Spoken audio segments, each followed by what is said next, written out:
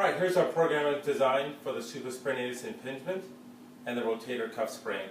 So we're going to start with the SMR, latissimus dorsi trigger point or foam roller. So I'm going to have my client just lay out here. So you're going to start with the foam roller in her armpit.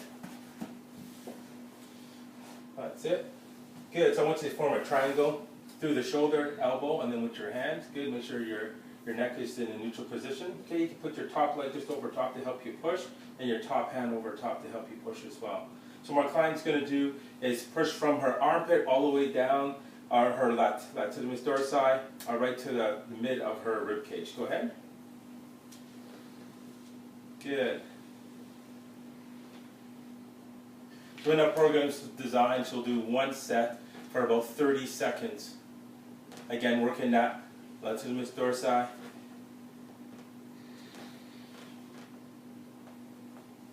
Good, and let's do one more good roll.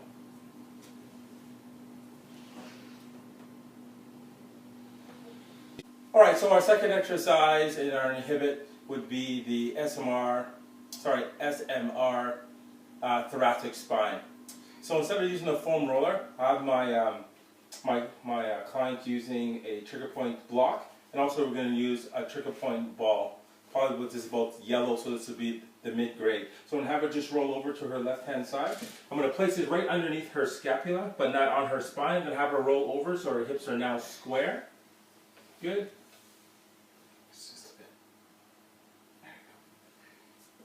Alright, so I'm just going to have her just relax in this position for about 5 to 10 seconds, just so her body can settle down with that ball underneath her scapula. Then when she's ready, all she's going to do is lift her hands up to her hips, and then at the same time lift her hips up as well, keeping her lower back in contact with the trigger point ball. Good. When she's in position, she's going to raise her hand so it's over top her head. And again, in our program, she'll do one set in between 20 to 30 seconds. Keynote to add is, in this position, because there's a lot of tension throughout the thoracic spine, if your client cannot stay up in this position for the full 20 to 30 seconds, I encourage them to come down, reset with their hips, and then going right back up. So they can do that several times within that 30 seconds. So now we're moving on to the lengthening phase. My client's now going to move into lengthening the latissimus dorsi. So it's going to be in child's pose. So I'm going to have your knees just come a little wider than your hips. Okay, I want your thumbs up and then reach out as far as you can, placing your fist on the floor. Perfect. And then she's going to sit down with her hips, giving space between the knees for her belly. Good. So in this position now, as my client reaches out as far as possible, she's going to hold for 30 seconds, and we're just lengthening the latissimus dorsi right here. So again, within our program, one set or 1 to 2 sets, depending how tight you are, anywhere between 20 and 30 seconds hold. So the last exercise in our lengthening phase would be the static pectoral hold.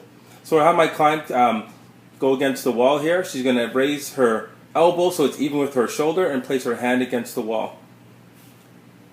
Good. She's slightly going to just lean forward and turn her right hip outside towards the camera. Good. And she's going to hold here for 30 seconds. I'm just going to walk around the backside so you can see how her hand's positioned. So right against the wall, elbow even with the shoulder, and she's slightly leaning forward.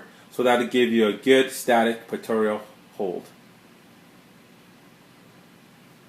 First exercise in our active series in our program would be the external rotation.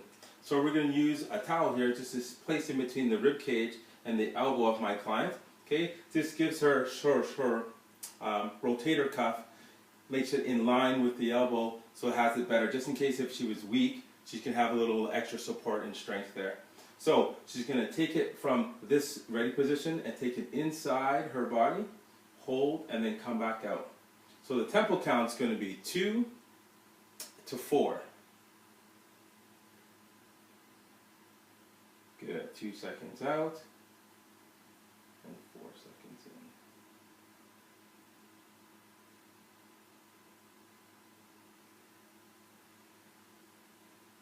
Okay, so in our program design, this will be 1 or 2 sets.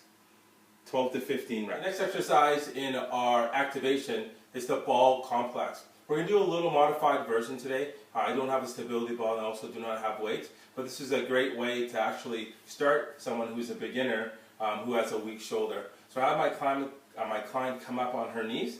Okay, so in the ball complex, I'll just call this YTW. So my client's going to go up in a Y. She's going to hold for 2 seconds. On the eccentric phase, she's going to come down in 4 seconds.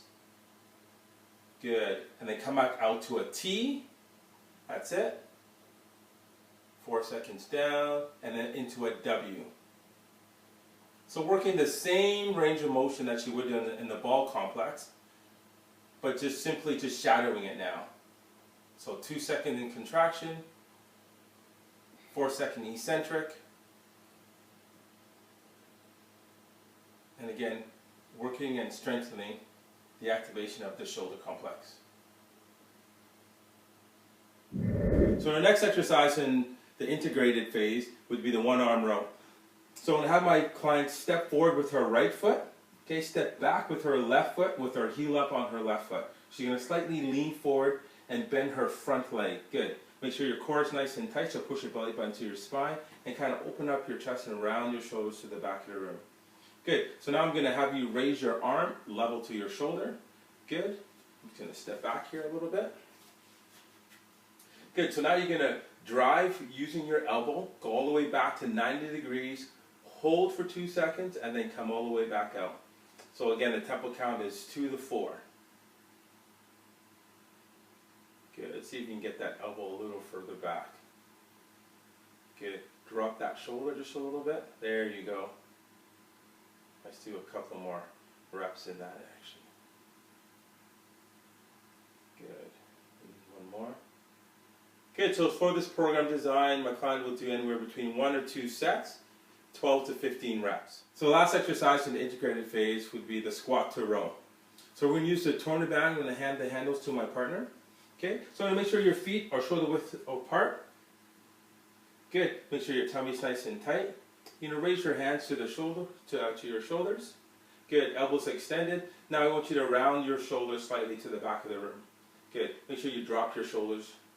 Good, wrist up. So now we're going to go into a squat. So just slide back here. Okay, go ahead and squat. Good, as you come up, you're going to do a row.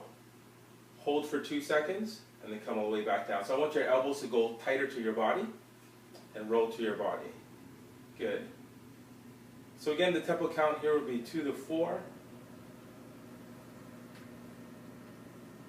Good, so within our program design, my clients would do 1 to 2 sets, 12 to 15 reps. So let's do one more to finish up.